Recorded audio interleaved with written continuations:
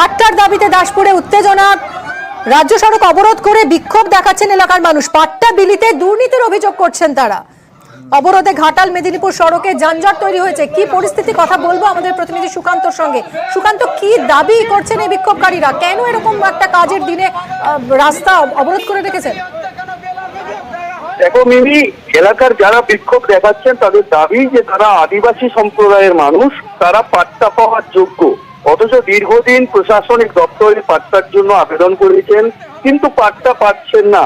তাদের আরো পাল্টা অভিযোগ যে যারা পাট্টা পাওয়ার উপযুক্ত নয় এই রকম প্রভাবশালী ব্যক্তিদের পাট্টা দিয়ে দেওয়া হচ্ছে বলে দাবি তুলে তারা আজকে ঘাটাল থেকে দাসপুর হয়ে যে মেদিনীপুর রাজ্য সড়ক, সেই মেদিনীপুর রাজ্য সড়কের নারাজল এলাকায় তারা রাস্তা অবরোধ করে।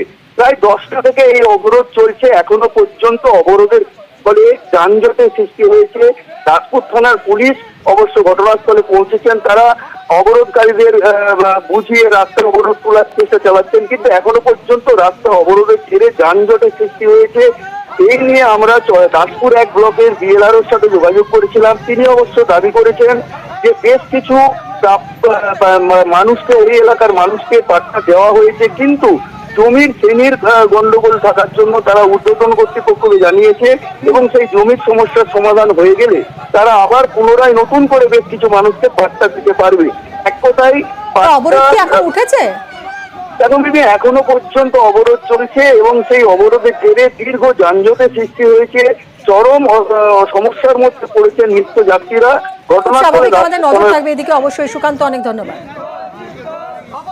এই দাসপুর ব্লকের বিএলআর সাহেব, আরআই সাহেব, এরা প্রচুর ঘুষখোর। সরকারি আমাদের এই অঞ্চলে যে জায়গা, খাস জায়গা, ভেস জায়গা, সেসব জায়গাকে ওরা অবৈধভাবে বিক্রি বাটরা করছে, অবৈধভাবে পাট্টা দিয়েছে। যে পাট্টার প্রাপ্য অধিকার ভূমিহীন মানুষদের, আমরা দীর্ঘদিন বঞ্চনা হয়ে পড়ে আছি। খাসল্যান্ডের উপর আমরা কোনো ঘর পাইনি, কোনো পাট্টা বিলি হয়নি। যত হয়েছে ওই মাফিয়া বড় লোকেদের দিকে বিলি করা হয়েছে। এই কারণে আজকে আমাদের ওই পদ অবরোধ। এই সময় জঙ্গল বন্ধ থাকে, বাংলোও বন্ধ ছিল, কোনো পর্যটক ছিল না, কিন্তু বাংলোয় আগুন লাগলো কিভাবে? রিপোর্ট চেয়ে পাঠালো নবান্ন। আমার সঙ্গে সরাসরি নবান্ন থেকে প্রতিনিধি সোমরাজ রয়েছেন। সোমরাজ, নবান্ন কি বলছে? দেখো, ইতিমধ্যেই গোটা ঘটনায় বন দপ্তর তদন্তের দিয়েছে, পাশাপাশি উত্তরবঙ্গে বন দপ্তরের উচ্চ পর্যায়ের আধিকারিকরাও পৌঁছাচ্ছেন বলে সূত্র মারফত খবর। পাশাপাশি নবান্নের তরফে বন দপ্তরের কাছ থেকে রিপোর্ট চাওয়া হয়েছে এবং সেই রিপোর্ট থেকেই পরবর্তী পদক্ষেপ নেওয়া হবে বলে নবান্ন সূত্রে জানা যাচ্ছে। বিশেষত এই হলং বাংলোয় কিভাবে আগুন লাগলো, যেখানে পর্যটক শূন্য ছিল গোটা বাংলো, গোটা বিষয়টি সম্পর্কে বিস্তারিত ধারণা পেতে চায় নবান্নের শীর্ষ মহল বলে সূত্র মারফত খবর। এবং সেই কারণেই বন দপ্তরের তরফেও যেমন তদন্তের নির্দেশ দেওয়া হয়েছে, তেমনি নবান্নও চায় গোটা ঘটনা সম্পর্কে বিস্তারিত ধারণা পেতে। সেই কারণে রিপোর্ট চাওয়া হয়েছে বলে সূত্র মারফত খবর।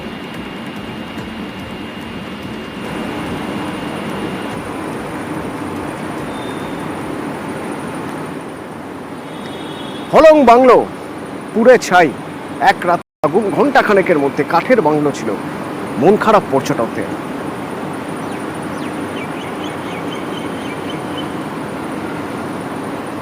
ফরেস্টের ভেতরে যে আমাদের এখানে হলং বাংলোটা ছিল, ওটা তো বলবো one of the best bungalow ছিল, বিকজ ওখান থেকে আমরা পশু পাখি সব দেখতে পেতাম। মর্মান্তিক ভাবে পুড়ে গেছে। টুরিস্ট কিন্তু মেন ওই হলং বাংলোটার জন্যই, মানে আমি এসেছিলাম 2018-তে এখানে হলং বাংলোতে স্টেও করেছিলাম। প্রশাসনের কাছে তো আবেদন আছে দেখার জন্য জিনিসটা, আর যেটা মেন অ্যাট্রাকশন ছিল সেটাকে যদি রিস্টোর করা যায় আবার আগের মতন, নিশ্চয়ই আবার আসবো আমরা। হয়তো আবার বন দপ্তরের উদ্যোগে নতুন করে হলং বাংলোর জায়গাতেই একটা ঝকঝকে আধুনিক বাংলো তৈরি হবে, কিন্তু না, মানুষ চাইছেন না। মানুষ চাইছেন ওই হলং বাংলোর পুরনো কাঠামোই ফিরিয়ে দেওয়া হোক। But Hollong bungalow not only India, represent করে all of the world. So that আগের যে কনস্ট্রাকশনটা আছে যেরকম আছে, মানে আপনি যেহেতু এখন মেইন ডিএফওর উপরে আপনার সিসিএফ, আপনি এখানে দীর্ঘদিন এই ডিভিশনে ছিলেন, আমাদের তরফ থেকে এই আপিলটা বনমন্ত্রী এবং ম্যাডামের কাছে পৌঁছে দিবেন। নতুন যখনই তৈরি হবে, please sir, as it is, ওই মানে ইভেন আই থিঙ্ক ওই কালারটাও যেন ওই রকম থাকে, তাহলে মানুষ ওই ডিফারেন্সটা যাতে না বুঝতে পারে। ঠিক, আপনার সেন্টিমেন্টসটা আমরা নিশ্চয়ই আমাদের মাননীয় মন্ত্রীকে প্লাস গভর্নমেন্টের কাছে পৌঁছে দেব। তার সাথে সাথে সেফটি প্রোটোকলটাও আমাদেরকে মানে চলতে হবে, ওটাও আমরা মেনে কিভাবে ওটা অবভিয়াসলি এক্সপার্টসের ওপিনিয়নটা নিয়ে এটাকে পুনর্জীবন আমরা কিভাবে করতে পারি সেটা ভাবা হবে। উত্তরের আরও খবর রয়েছে, প্রবল বৃষ্টিতে কোথাও বাঁধ ভেঙে যাচ্ছে, কোথাও ভেসে যাচ্ছে বাঁশের সাঁকো। সেই সব খবর, সেই সব ছবি থাকবে বিরতির পর। সঙ্গে থাকুন। যে বাংলো 50 বছরের পুরনো, এই বাংলো হঠাৎ করেই পুড়ে গেল, পুড়ে খাক। কাঠের বাংলো, এবং কাঠের বাংলো বলেই দাউ দাউ করে যখন আগুন লেগে যায় তখন সেই আগুন নেভানোর মতো সুযোগ পাওয়া যায়নি। তো সেই বাংলোর পুড়ে যাওয়া ছাই, সেই ভস্মীভূত বাংলোর সামনে থেকে আমার প্রতিনিধি পার্থপ্রতিম আমার সঙ্গে সরাসরি রয়েছে। পার্থপ্রতিম, এই বাংলো একদিক থেকে আবেগ, নস্টালজিয়ার একটা জায়গা। অন্তত যারা পর্যটন ভালোবাসেন, যারা জঙ্গল ভালোবাসেন, যারা উত্তরবঙ্গে যেতে ভালোবাসেন, তারা অন্তত একবার এই হলং বাংলোয় থেকে এসেছেন। বহু পুরনো এই বাংলো কিভাবে আগুন লাগলো, কর্মচারীরা যারা ছিলেন সেখানে তারা কি বলছেন? বাংলো তো বন্ধ ছিল, এই সময় তো বোধহয় পর্যটকরা ছিলেন না।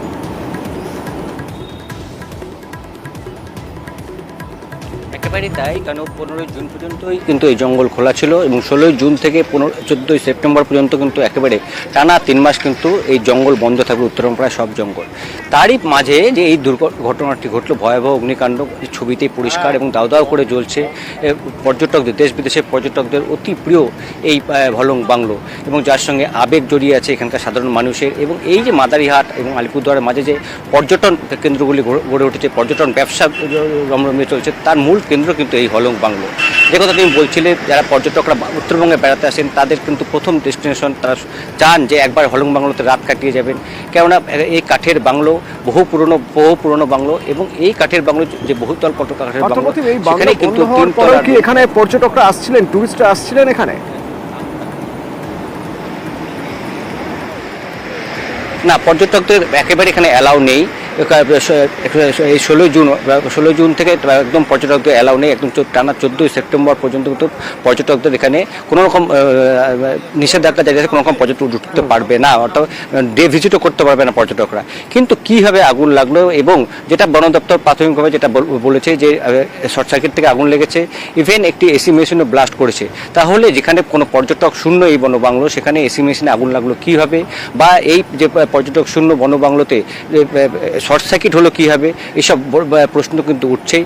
যদিও তার সদুত্তর এখনও আমরা পাইনি বন আধিকারিকদের কাছ থেকে। ইতিমধ্যেই সিসিএফ, ওয়াইল্ড লাইফ বন দপ্তরের আধিকারিক কি বলছেন একবার শোনা যাক। এটা কি মানে শর্ট সার্কিট থেকে আগুন, এটাই আপনাদের প্রাইমা ফেসি মনে হচ্ছে।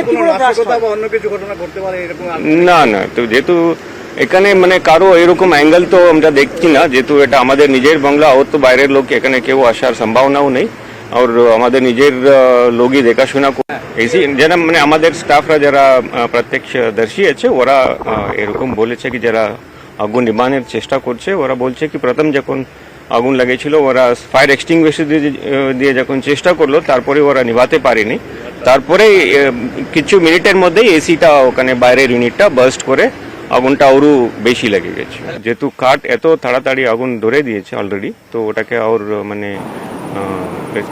বাঁচানো যায়নি।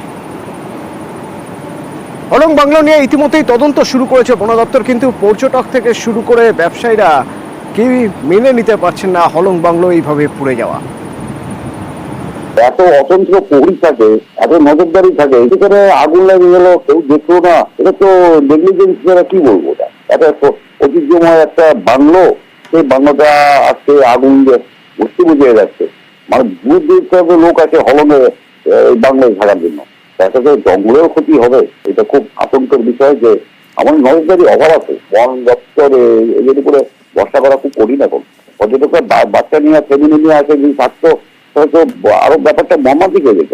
ও মন্ত্রীরা আসছে, চিফ মিনিস্টার আসছে, ওরা থাকতো হলমগুলোতে। বর্ষা তো এখন বৃষ্টি পড়ছে, বা কাঠ তো শুকনো না, কাঠ তো ভিজা, বৃষ্টি পড়ছে, কিন্তু আগুন লাগা সরকারি বন দপ্তরের লোক থাকে। বলেছে শর্ট সার্কিট থেকে আগুন লেগেছে, এরকম হতেই পারে, কিন্তু এত ভয়াবহ হবে। কিন্তু সকালবেলা এসে শুনলাম যে না, এটা এসি বাস্ট করে আগুনটা লেগেছে। গত 4 দিন যাবত অবিশ্রান্ত বৃষ্টি হয়ে যাচ্ছে। এই সময় ডুয়ার্সের যা ওয়েদার, কম্বল গায়ে দিতে হচ্ছে, সেই জায়গায় এসি কি করে চলছে।